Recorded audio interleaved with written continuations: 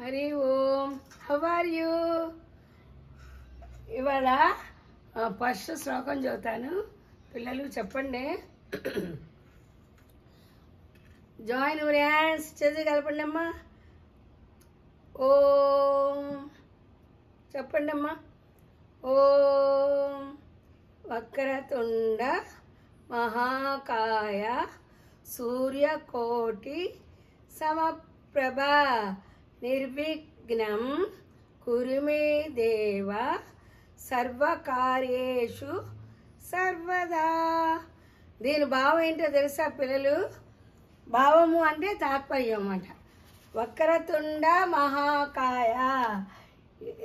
ఇదిగో స్వామి చూసారా, పెన్సిల్ పెట్టుకొని మన అందరికీ చెప్తున్నారు. గురువు గారు వినాయకుడు. వక్రతుండ మహాకాయ అంటే స్వామి తొండం వక్రగా ఉంటుంది. అంటే మనలో ఉన్న వక్ర బుద్ధి పోగొట్టేవాడు ఎవరు? వినాయకుడు. వక్రతుండ మహాకాయ సూర్యకోటి సమప్రభ. ఒక్క సూర్యుడే ఎంతో వెలిగిస్తాడు కదా, వెలుగిస్తాడు సూర్యుడు. అలాంటి కోటి సూర్యులు కలిగితే ఎంత వెలుగో అంత వెలుగు ఇస్తాడు మన వినాయకుడు. నిర్విఘ్నం కురుమే దేవ. మనం ఏ పని మొదలుపెట్టినా అది విఘ్నం లేకుండా చేసేవాడు ఎవరు? వినాయకుడు. సర్వకార్యేషు సర్వదా. ఏ పనైనా సరే మనకు అయ్యేది చేస్తారన్నమాట స్వామి. అందుకని పిల్లలు మీరు ఇది అందరూ నేర్చుకోవాలి. మీకు అందరికీ వాడికి వచ్చే ఉంటుంది. రాని వాళ్ళు నేర్చుకోండి. వచ్చిన వాళ్ళు మీకు ఏ పని కావాలన్నా రోజు చదువుకోండి. ఇంకొకసారి చెప్తానే.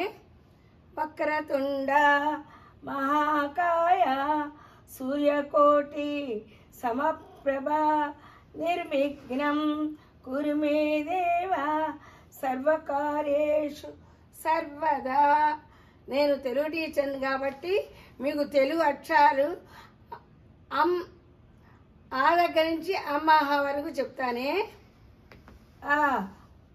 వీటిని అచ్చులు అంటారన్నమాట. అనండి అమ్మా. ఈ ఈ ఊ ఊ అరు ఏ ఏ ఐ ఓ ఓ ఔ అం అహా. అచ్చులు ఇదివరు 16 ఉండేవి మాట. ఇప్పుడు అరు అలు అలు తీసేశారన్నమాట.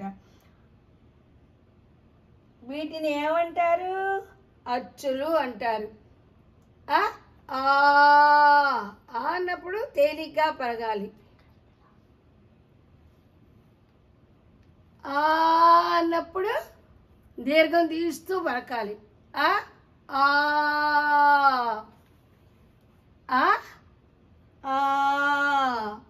ఈ ఈ ఊ ఊ అరు ఏ ఏ ఐ ఓ ఓ ఔ అం ఆహా. ఓకే. కాగుణించని చెప్పనా? ఊరికే సరదాగా చెప్తాను. ఇది ఆ దగ్గర నుంచి అమ్మ వరకు నేర్చుకోండి. అప్పుడు కాకాలు కూడా చూస్తాను. ఊరికే సరదాగా ఇప్పుడు కాగుణించని చెప్తున్నాను. ఓకే.